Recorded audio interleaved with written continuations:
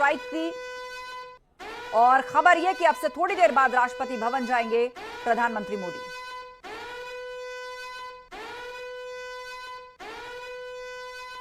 और इस बीच एक और बड़ी खबर आपको बता दें, हमले के बाद मलबे में शव तलाशते दिखे पाकिस्तान के सुरक्षा कर्मी।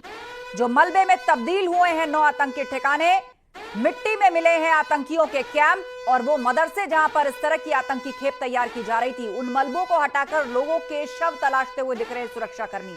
ये तस्वीर देखिए, हमले के बाद जब सूरज निकला, दिन हुआ, सब कुछ साफ साफ दिखा, तो वहां ये तस्वीर मिली। मलबा पड़ा है चारों तरफ, मिट्टी में मिल गए आतंकी कैंप और इस मलबे के नीचे से शव को तलाशते दिखे सुरक्षा कर्मी।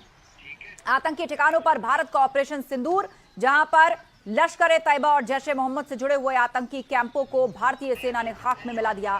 बीती रात 1:05 पर जो एयर स्ट्राइक शुरू हुई वो 1:30 बजे तक चली, यानी ये 25 मिनट कितने भारी रहे इन आतंकियों के ठिकानों पर, वो आप इन तस्वीरों को देखकर अंदाजा लगाइए। चारों तरफ मलबा पड़ा है, सब कुछ चकनाचूर, मिट्टी में तब्दील, और इसी मलबे को हटा करके लोगों का शव तलाश रहे हैं पाकिस्तान में सुरक्षा कर्मी। 22 अप्रैल को जो पहलगाम में अटैक किया था आतंकवादियों ने, जिसमें 25 लोगों की, मासूम लोगों की जान चली गई थी, धर्म पूछकर उन लोगों को टारगेट किया गया था, आज उसका जवाब भारतीय सेना ने दे दिया है। खास बात यह कि ना तो इसमें पाकिस्तानी सेना के किसी इंस्टीट्यूशन पर हमला किया गया है, ना ही आम नागरिकों को टारगेट किया गया है। टारगेट पे थे तो सिर्फ वो ठिकाने जहां पर आतंकी कैंप चलाए जाते हैं, आतंकी तैयार किए जाते हैं, या भारत के खिलाफ बैठकर बड़ी साजिशें प्लान हुई हों, चाहे वो पुलवामा हो, चाहे वो पहलगाम हो, या फिर कश्मीर में जिस तरीके से आतंकवादी घुसपैठ करके घटनाओं को अंजाम देते हैं, वो कहां कहां तैयार किए जाते हैं, उनकी प्लानिंग कहां होती है, उन टारगेट्स को नष्ट किया है भारतीय सेना ने। और उसके बाद मिट्टी के ढेर और मलबे में तब्दील, ये पूरा भंडार जो आप देख रहे हैं, उसके बीच में एक एक ईंट पत्थर को हटा करके लोगों के शवों को तलाशा जा रहा है। अंदाजा लगाया जा रहा है यहां कौन कौन था बीती रात जो कि इस मिसाइल हमले में मारा गया। और इस बीच बड़ी खबर आ रही है, मुरीदके में सबसे बड़ी तबाही की तस्वीर सामने आई है। लश्कर-ए-तैयबा के कैंप जो तबाह किए गए, उसके भीतर की एक्सक्लूसिव तस्वीर निकलकर सामने आई है, जो इस वक्त आप स्क्रीन पर देख रहे हैं।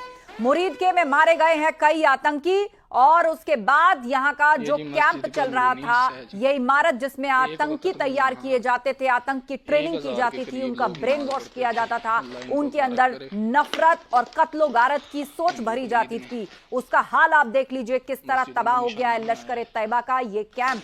भीतर की तस्वीरें आप देखिए, भारत की एयर स्ट्राइक में यह पूरी तरीके से नष्ट हो गया है। मुरीदके में सबसे बड़ी तबाही की तस्वीर सामने आई है, जहां पर लश्कर-ए-तैयबा के तबाह कैंप की यह तस्वीर है। चारों तरफ पत्थर बिखरे पड़े हैं, क्योंकि यहां पर ताबड़तोड़ मिसाइल हमले भारत ने किए हैं। बीती रात जब पाकिस्तान को अंदाजा भी नहीं होगा, वो ये उम्मीद कर रहा था कि भारत अभी कुछ समय और लेगा, हालांकि अंदर ही अंदर उसकी हालत खराब थी, उसे पता था कि भारत इसका जवाब जरूर देगा, लेकिन इतनी जल्दी और इस तरीके से देगा। एयर स्ट्राइक के बाद किस तरीके से ध्वस्त हुए 9 ठिकाने आतंकियों के अलग अलग जगहों पर, लश्कर-ए-तैयबा का यह कैंप पूरी तरीके से तबाह हो गया। उसकी एक्सक्लूसिव तस्वीर इस वक्त आप स्क्रीन पर देख रहे हैं।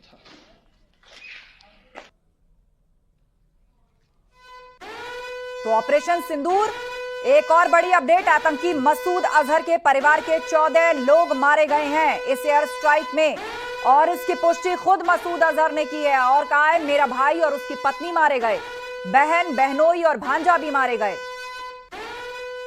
इस एयर स्ट्राइक में मसूद अजहर के भी मदरसे को निशाना बनाया गया था, जहां से लगातार उसके नफरती भाषण, लोगों को उकसाना, आतंकियों को ट्रेनिंग देना, भारत के खिलाफ साजिशें करना, वो सब कुछ लगातार सामने था।